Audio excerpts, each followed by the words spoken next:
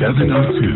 The Big Interview With Bongani Bingwa. On to this now. 18 days ago, on the 30th of March, in Vanderbijlpark, a 39-year-old, Martha Mani Rantsufi, an acting accountant in the Imfuleni municipality, was shot dead whilst waiting for her car at a tire shop just meters away from a police station.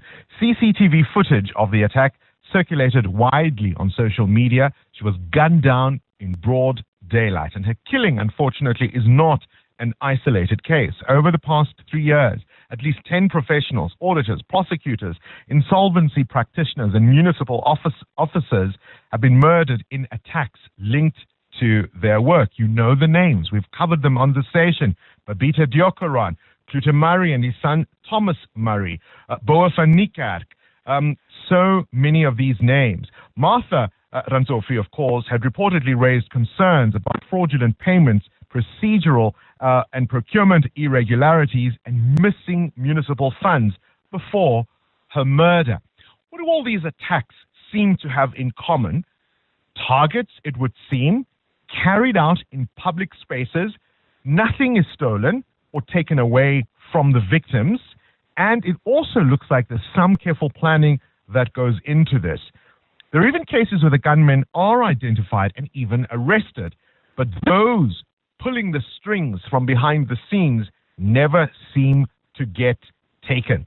So what are we dealing with here, and why do these cases sometimes run cold? Stan Bezuidenhout is a forensic specialist and a former police specialist reservist who joins us now. Stan, a very good morning to you and welcome to 702 Breakfast. Thank you, Bongani. Good morning, and good morning to your listeners. I've tried to outline what isn't necessarily now a new story. Certainly in Martha's case, it's 18 days old now, but we're seeing a pattern here. These victims are targeted. It seems that it is, in fact, an execution. Very little is stolen from the victims. From a forensics point of view, what does that kind of consistency tell you about the planning and level of organization behind such attacks? The first and most important thing is we must understand the environment. There seems to be some kind of evolution of organized crime in South Africa, and I think the reason why you see so many of these kinds of assassinations linked to the financial industry is I think it's simply because we have so much corruption and rot within them, let's call it the big ticket financial environments in South Africa, that you're starting to see criminality evolve outside of those parameters. Specifically now that we have more and more so-called whistleblowers coming forward, people highlighting these irregularities, etc. I mean, we look at these now increasingly as planned professional hits. But Stan, where does one find a hitman? Well, I can tell you that I've never hired a hitman, so I can't answer that with any authority, right? But I can tell you that somebody willing to murder for a small amount of money is literally a dime a dozen in South Africa. Life has very low value in South Africa. You can almost find anybody these days and offer them anything as low as 5,000 Rand just for the purpose of them walking up to somebody, executing them and getting the cash. You could argue that it's a dynamic that comes back to the financial situation and unemployment, but I don't think it's that simple. Somebody that's a criminal at that level is probably involved in more than just those assassinations. It's not like some kind of shop clerk suddenly becomes an assassin. Yeah. These guys operate in that environment.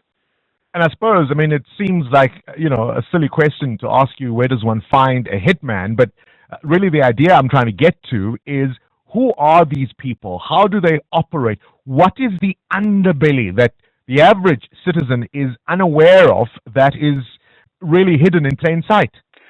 All these crime syndicates operate on layers. They all start at the bottom and build up through the ranks. It's like gangs. It's exactly the same thing. The only difference is it's not about the old prohibition and alcohol. It's now about big cash, big contracts, big financial rewards. And I think the biggest thing that we're overlooking is the fact that there are so many people involved so deeply in violent crimes. I've had opportunity to actually personally interview so-called hijackers. And even hijackers consider it a job. They decide that I'm a hijacker. They start hijacking vehicles, and to them, it's nothing personal. They don't care who you are, where you come from. If they told they need this kind of vehicle, they simply fetch it, and to them, it's kind of like a shopping thing. And I think what's happening is more and more criminals are starting to evolve or upgrade themselves into the assassination environment because it's slightly bigger cash and it's quicker and it's easy. Yet, you're a forensic specialist, which is part of the reason we are talking today. We know investigations have become sophisticated. We've got so much technology. There's so much science behind it. And even when there's CCTV footage or even witnesses exist, it seems some of these cases stall, or if they make any headway, it is limited to the level of only the shooter. Why aren't we catching the big fish, or am I watching too much CSI? Well, there's something called the CSI effect. Unfortunately, we are influenced by what we see on television, wrongly or rightly so. But the fact is we are influenced by what we see on television. The reality on the ground is that in South Africa, all our crime intelligence mechanisms, our law enforcement mechanisms, etc., have been developed over many years. It's in close correlation to physical crimes, contact crimes, house breakings, robberies, things like that. And I think since these types of operations are much more technology-based, communications-based, and all this kind of stuff, maybe we don't quite have the resources, skills, or training, or perhaps experience to address it at the level that is required. Who could check every single record of that person and every single person they communicate with, every single record of every one of those people? And then on top of that, we have a new layer, which is the new POPI Act, and the simple fact that you can't just check somebody's phone records. You have to go to a court, convince them to issue a warrant. Now, how do you issue a warrant for 100 contacts if you can't show the court that you think or have a suspicion of how those contacts are involved? So the legal framework, the lack of technology and resources, and the lack of specialized training in that specific field are all conspiring to put us in a situation where the best we can hope for is to catch the shooter. So it does mean then for the kingpins, it's a risk worth taking. Absolutely. Not only is it a risk worth taking, it's starting to become wholesale. The reason why we see this increase is simply because it's wholesale. But the bigger question is not what is happening at the let's call it the coalface where the assassinations are being committed. The question is, why is so much money needed and why it's such a high profile? And I think that the biggest mistake we are making in South Africa consistently is to overlook the possibility of terror funding. I think terror funding is a much bigger motivation for some of these major crimes, and I'm talking the ones involving multi-millions and perhaps even billions, than we are willing to admit. Terror funding? Yes, so funding going towards terror organizations. Funding such as you can think about things like Hamas, Al-Shabaab, Al-Qaeda, all these international terror groups. Remember, the best place for terror funding to take place is in an environment where law enforcement is not fully efficient, where the courts are captured, where borders are porous, but where there is a lot of currency to work with and where cash is king. And South Africa is full. The courts absolutely. Are captured, Stan? So what happens with court capture is not so much a case of a judge being paid to let somebody go free. It goes to a much lower level. The first arrest, the handling of evidence, the preservation of evidence, the availability of people who are capable of fully cross-examining, the framework of evidence on which those prosecutions are predicated. Our court's hands are largely bound, but it's captured by inefficiency of the system. So at the end of the day, the major criminals don't often arrive in court. It's only the little guy who runs around with a gun that he bought secondhand to start with.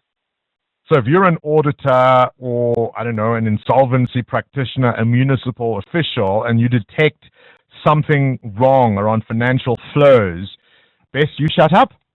Well, I'd say best you open your mouth and die, because that's what the right thing is to do. But who would be willing to do that? You can't expect of somebody to put their own lives at risk.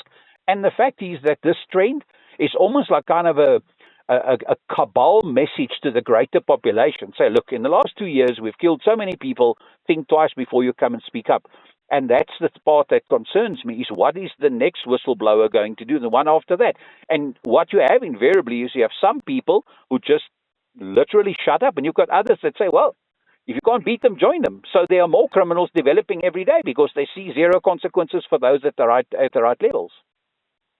Stan Bezuidenhout is a forensic specialist and former police specialist reservist. If that doesn't send a chill down your spine, not sure what else will.